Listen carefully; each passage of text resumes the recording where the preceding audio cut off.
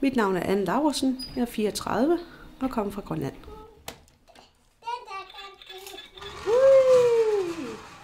Ej, hvor blev den af? Grønlænder, de er jo meget åbenhjertede og tager folk ind med det samme, og meget nysgerrige også. Hvor danskere, de er lidt mere det modsatte. Folk er meget lukket. Altså i forhold til, at vi boede på Grønland, der hilste du på folk. Det var faktisk sådan, at når du bare mødte folk nede i byen, så var det næsten lige meget, om du næsten kendte dem, så blev du faktisk inviteret hjem til kaffe.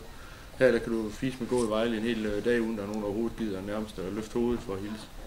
Så den røde? Og den blå også? Ja. Okay. Nu skal vi se, om vi kan huske, hvad for en, der var den blå her i. Og den røde herovre. Så kan det tørres, det der på. Ja, det er rigtigt, så tørrer det. Vi har jo planer om at blive boende her, fordi det er sådan et stort dejligt hus, og der er have, og vi kan jo bare lukke børnene ud, uden at tænke videre over det. Altså, så vi har jo sagt, at vi bliver boende her de næste i hvert fald 10 år. Og så drømmer vi jo om at kan tage ud og rejse alle sammen på et tidspunkt.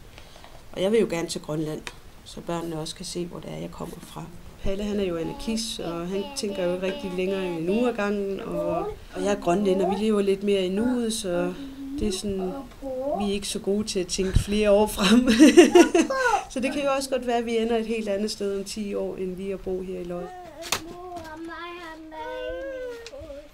Ja, det har mor også. Det er far. Skal vi køre en lille tur?